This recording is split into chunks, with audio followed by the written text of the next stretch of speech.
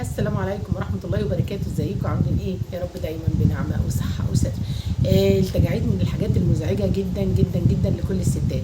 عمال ان دي ايام حلوة كلنا عشناها وكنا بنستناها تمر علشان نبلغ املنا او نحقق اللي احنا عايزينه. النهارده جايبه لك وصفة حلوة قوي قوي لشد التجاعيد ولتحفيز الكولاجين ولنفخ الخدود ولكل حاجة حلوة. بس الوصفة دي مش هينفع ان انت تعجنيها وتسيبيها. تعالي ما اقول لك بقى كده النهارده وجربي معايا وقولي لي ايه رايك. اول حاجه هنصلي على النبي، اللهم صل وسلم وبارك عليك يا محمد. هتجيبي ايه يا ست البنات؟ هتجيبي معلقه خميره فوريه، 3 معالق لبن حليب، نص معلقه نشا، نص معلقه شبه مطحونه. تقلبي ميكسك الجميل وتحطيها على بشرتك حسب الاستخدام، حسب انت شايفه نسبة الكولاجين في بشرتك قد ايه، نسبة الجلد الميت قد ايه، عايزة بشرتك يبقى فيها نضارة قد ايه.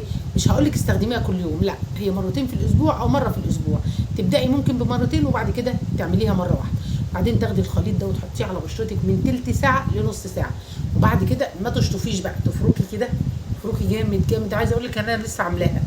هتفركي جامد جامد جامد جامد جامد كده، وبعدين تشطفي، وبعدين تحطي حاجة مرطبة. ايه بقى الحاجه المرطبه قبل امان اللي هحطها؟ هقول لك حاجه مرطبه ايه. هتجيبي معلقه زيت زيتون على معلقه عسل نحل، تقلبيهم كويس جدا جدا، برضو تحطيهم على بشرتك. وبعد كده تشطفي وتحطي بيبانسين او نوع مرطب يكون مناسب لبشرتك.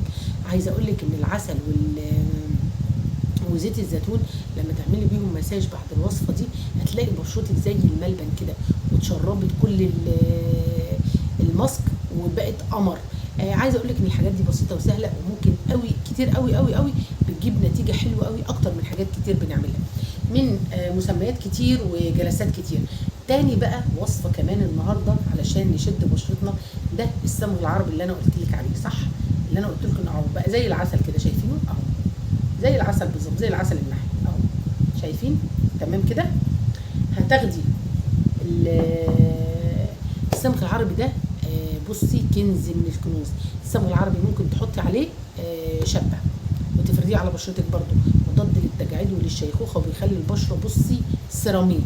ممكن تحطي عليه تاني الصمغ العربي، ممكن تنقعيه في كركديه، يعني تجيبي زهرتين كركديه وتحطيهم في كوبايه الميه، وبعد كده تاني يوم وبعد كده تشيلي زهرتين الكركديه وتصفي، تاخدي الميه دي تنقعي فيها الصمغ العربي، هيبقى احلى مقشر ومورد في الدنيا. طب الصمغ العربي ممكن انقع الشوفان في اللبن الحليب وبعدين اصفي الشوفان. هتجيبي معلقتين شوفان وتحطيهم في نص كوبايه لبن حليب، وبعد كده تصفي الخليط اللي هيطلع منهم دول وتزوديه نقطتين ميه ورد، وتحطي فيه اللي هو الجزئين او المكعبين او الحتتين من الصمغ العربي. ده كريم بقى، كريم القمر، ده يخلي بشرتك في حته تانيه خالص. تمام كده. عايزه اقول لك ان انت ممكن تنقعي الصمغ العربي في الشاي الاخضر.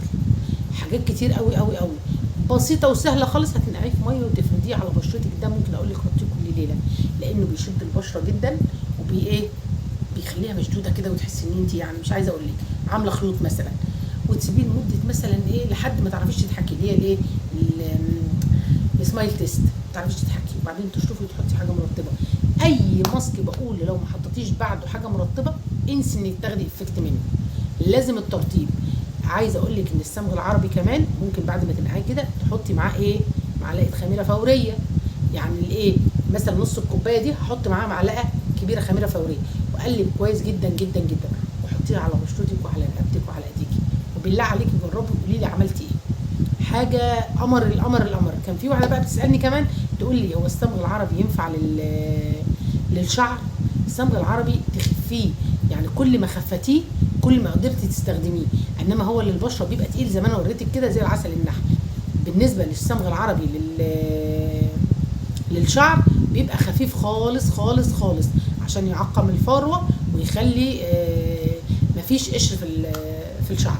يا رب اكون جاوبت شويه من اسئلتكم، يا رب اكون عند حسن ظنكم. وجربي يا ست البنات، جربي فضلا وليس امرا، اعملي سبسكرايب للقناه وشوفي كل الفيديوهات، ويلا بينا قابلوني في الحته الثانيه على الفيديوهات الثانيه. يلا بينا.